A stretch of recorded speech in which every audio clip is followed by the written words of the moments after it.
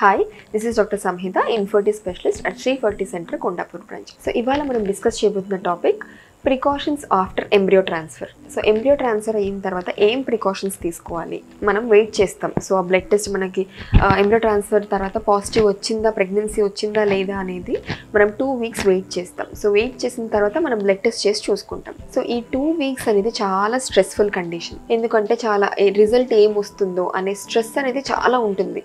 So చాలా మందికి ఏంటి అంటే ఆ 2 weeksలో వాళ్ళు డైలీ కంప్లైంట్, అసలు మాకు నిద్ర పట్టట్లేదు. నిద్ర పట్టకపోవడానికి మెయిన్ రీజన్ ఆ స్ట్రెస్. సో స్ట్రెస్ వల్ల ఏంటి అంటే పాజిటివ్ ఏం ఉండదు, ఇంకా నెగిటివ్. ఆ స్ట్రెస్ అనేది ఇంకా నెగిటివ్ ఇంపాక్టే ఉంటుంది, కానీ దానివల్ల పాజిటివ్ ఇంపాక్ట్ అంటూ ఏమి ఉండదు. సో ఫస్ట్ ఏంటి అంటే ఆ స్ట్రెస్ని తీసేసేయాలి. సో మనం స్ట్రెస్ పడడం వల్ల పాజిటివ్ వచ్చేస్తుందా, లేదు. సో అది లోపల జరిగే ప్రాసెస్ అది జరుగుతుంది. సో మీ స్ట్రెస్ అనేది ఫస్ట్ తీసేసి సో ఫస్ట్ ఏంటి మనం ప్రికాషన్స్ అంటే ఫస్ట్ మెడికేషన్స్.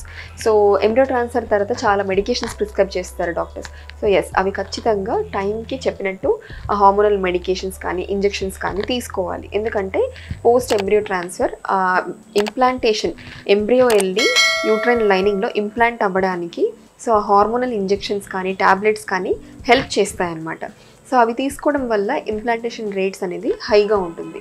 సో ఖచ్చితంగా సో ఆ మెడికేషన్స్ అనేది ప్రాపర్గా ప్రిస్క్రైబ్ చేసినట్టు తీసుకోవాలి. ఆ 2 weeks తీసుకోవాల్సి ఉంటుంది. నెక్స్ట్ వచ్చేసి ఫుడ్. ఏం ఫుడ్ తీసుకోవాలి, డాక్టర్ ఫుడ్ తీసుకుంటే ఏం ఫుడ్ తీసుకుంటే మా సక్సెస్ రేట్ ఉంటుంది అంటే just normal home made food, ఇంట్లో చేసే ఫుడ్డే తీసుకోవాలి. సో జనరల్గా ఫ్యాటీ ఫుడ్స్ కానీ స్పైసీ ఫుడ్స్ కానీ అవుట్ సైడ్ ఫుడ్ అనేది అవాయిడ్ చేయడం బెటర్. ఎందుకంటే ఆల్రెడీ మీరు మెడికేషన్స్, హార్మోనల్ మెడికేషన్స్ తీసుకుంటుంటారు కాబట్టి ఆ మెడికేషన్ సైడ్ ఎఫెక్ట్స్ వల్ల కొంచెం గ్యాస్ట్రైటిస్ ఇవన్నీ ఉంటుందన్నమాట.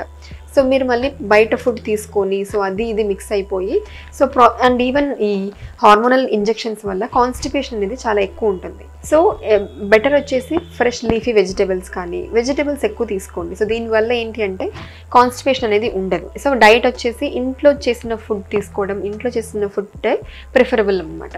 సో బయట fatty foods, oily foods better avoid చేయడం ఈ 2 weeks పీరియడ్లో. Next third, rest.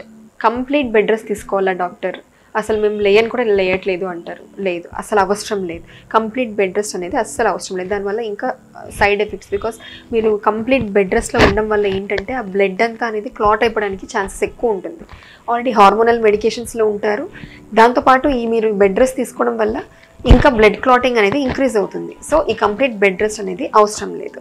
సో మీరు రొటీన్ యాక్టివిటీస్ చేసుకోవచ్చు. ట్రావెల్ చేయాలా వద్దా అని అడుగుతారు. సో ట్రావెల్కి అంటే చాలా లాంగ్ డిస్టెన్స్ ట్రావెల్ అనేది అవాయిడ్ చేయడం బెటర్. బట్ నార్మల్ మీరు ఆఫీస్కి వెళ్తున్నారో లేదంటే డైలీ మీరు ఇదివరకు ముందు చేసిన రొటీన్ యాక్టివిటీస్ చేయొచ్చు. సో లాంగ్ ట్రావెల్, ఎక్కువ బంపర్స్ అది ఇది ఎక్కువ ఇది ఉన్నది అది avoid చేయాలంతే.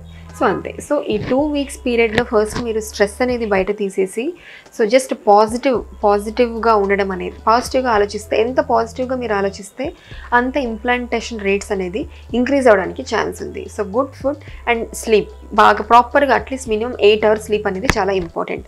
So good food, sleep and medications ప్రాపర్గా ఏమైతే ప్రిస్క్రైబ్ చేశారో ఆ మెడికేషన్స్ని ప్రాపర్గా మీరు ఫాలో చేశారు అంటే సో ఖచ్చితంగా మీకు 2 weeks తర్వాత పాజిటివ్ రిజల్ట్స్ అనేది ఖచ్చితంగా ఉంటుంది. సో ఫర్దర్గా ఏమైనా డౌట్స్ ఉంటే కింద స్క్రోల్ నెంబర్స్కి కాంటాక్ట్ చేయండి. Thank you.